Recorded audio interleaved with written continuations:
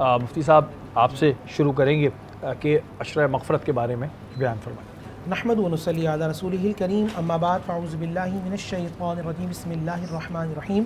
تمام تعریفیں اللہ سبحانہ و تعالیٰ کے لیے اور درود و سلام اللہ کے رسول، ہم سب کے آقا، ہم سب کے مولا، تاجدار مدینہ، تاجدار ختم نبوت حضور محمد رسول اللہ صلی اللہ علیہ وآلہ وسلم۔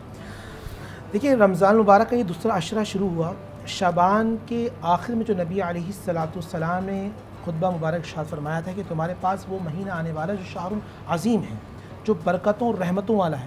اور رمضان کا ایک معنی یہ بھی ہے کہ مسلسل بارش کا برسنا، تو یعنی شعبان کے آخر سے جو بارش شروع ہوئی، پہلے عشرے میں وہ تیز ہوئی اور وہ اب انتہا کی طرف وہ رحمت کی بارش برس رہی ہے۔ جس طرح بارش برستی ہے تو انسان کی غلاظت دور ہو جاتی ہے، یا رحمت کی بارش برس رہی ہے کہ انسان کی گناہ انسان سے جھڑ رہے ہیں، کبھی وہ سجدے میں ہے، کبھی وہ قیام میں ہے، کبھی وہ تسبیح میں ہے، کبھی وہ تحلیل میں ہے۔ مگر کچھ گناہ اس طرح کے ہوتے ہیں کہ جس سے انسان نماز کی معراج کو یا عبادات کی معراج کو پا نہیں پاتا۔ یہ بات سمجھیے گا، جو آپ نے مجھے بڑا اچھا لگا کہ جس نے یہ آج موضوع رکھا، بڑا اچھا رکھا کہ دو چیزوں کو ملایا، عشرہ مغفرت کے ساتھ عیب جوئی۔ ایک بات یاد رکھیے گا، انسان دو چیزوں کا مرکب ہے، ایک ہے جسم اور ایک ہے روح۔ جسم اور روح۔ جسم کی جو غذا، جیسے آپ نے پانی بتایا، یہ جسم کی غذا ہے۔ آپ زمین کی جتنی بھی غذا ہیں وہ سب زمین کے اندر سے ہیں۔ آپ وہ سبزیاں لے لیں، وہ آپ فروٹ لے لیں، وہ تمام چیزیں زمین کے اندر۔ روح جو ہے، روح کی غذا زمین کے اندر سے نہیں ہے، روح کی غذا عالم بالا سے۔ صحیح ہے؟ بالکل۔ اب آپ جسم کو تو مضبوط کر لیتے ہیں، لیکن جب روح کمزور ہو، آپ کے پاس اچھا برانڈڈ سوٹ ہو، آپ کے پاس گاڑی، گھر ہو، موبائل ہو، آپ کا دل اداس ہے۔ آپ 5 کروڑ کے گھر میں بیٹھے ہوئے، 500 یارڈس کے گھر پہ، لیکن آپ بے چین ہیں، آپ کی تکلیف عجیب سی ہے، سمجھ نہیں پا رہا کیا ہے۔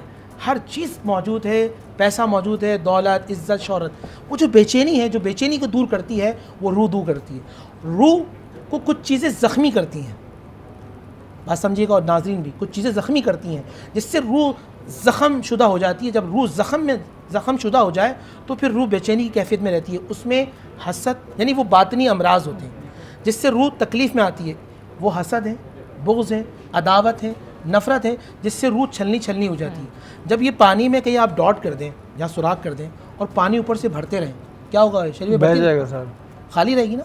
اسی طرح آپ نماز پڑھ لیں، روزہ رکھ رہے ہیں، آپ نماز، روزہ، زکوٰۃ، خیرات، حج کر رہے ہیں، مگر وہ چھلنی، کبھی حسد کی چھلنی، کبھی عیب جوئی کی چھلنی، جس سے آپ کی تمام عبادات کا نور ختم ہوتا جا رہا ہے، اور اس کے بعد آپ نور کو پا رہے ہیں مگر روحانیت آپ سے دور ہوتی جا رہی ہے، نورانیت آپ سے دور ہوتی جا رہی ہے، آپ سے دلی سکون دور ہوتا جا رہا ہے۔ تو عیب جوئی، مثال کے طور پہ، عیب لفظ ہو گیا برائی، جوئی کا مطلب یہ فارسی کا لفظ ہے تلاش کرنا۔ قرآن نے کہا وَلَا تَجَسَّسُوا، کسی کی عیب جوئی نہ کرو۔ اب جب میں قرآن کے اگینسٹ جاتا ہوں، نعوذ باللہ من ذالک، دیکھیں کتنی بڑی بات ہے، جو کسی بھی یہاں پر گھر کے اندر، سوشل میڈیا کے اندر، فیس بک کے ذریعے یا آفس کے ذریعے آپ کی عیبوں کو تلاش کر رہے ہیں، وہ دراصل قرآن کے خلاف جا رہے ہیں، وہ اللہ سبحانہ و تعالیٰ کی رحمت کے خلاف جا رہے ہیں۔ اور اس سے بھی بڑی جملہ میں کہتا ہوں قرآن کا، وَيْلٌ لِكُلِّ هُمَزَةٍ لُمَزَةٍ، واو یا لام جب یہ آ جائے، عربی میں اس کا مطلب ہوتا ہے برباد ہو جاؤ، ہلاک ہو جاؤ، خسارے میں ہو جاؤ۔ جب اللہ کہہ دے کہ برباد ہو جائیں عیب تلاش کرنے والے، الزام تراشی کرنے والے، آپ مجھے بتائیں وہ روحانیت، وہ نور، وہ آپ خانہ کعبہ کے اندر، بڑی بات کہہ رہا ہوں، آپ حتیم کعبہ کے اندر کھڑے ہوں، 27ویں شب ہو، جب آسمان سے فرشتوں کا نزول ہوتا ہے، قرآن اترتا ہے، مگر آپ کسی کی عیب جوئی کرتے ہوں گے، نہ اللہ کی روحانیت کو پا سکتے ہیں، نہ قرآن کا نور پا سکتے ہیں، نہ آپ اپنی بخشش و مغفرت کرا سکتے ہیں۔ اچھا، اس پر لوگوں کا یہ کہنا ہوتا ہے کہ جی ہم جو عیب جوئی کر رہے ہیں وہ تو ہم اس کی حقیقت بتا رہے ہیں۔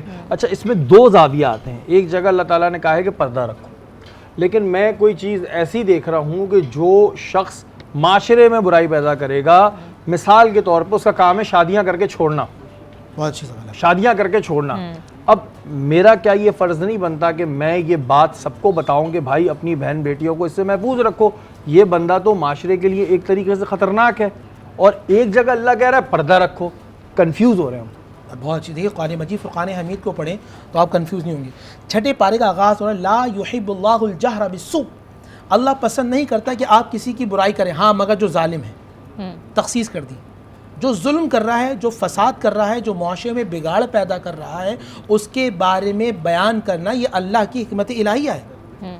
مثال کے طور پہ جو کسی کا ایک شخص ہے جو کسی کے پیسے لے کر کھا جاتا ہے، وہ فراڈی ہے، اس کے بارے میں آگاہ کرنا یہ جائز ہے۔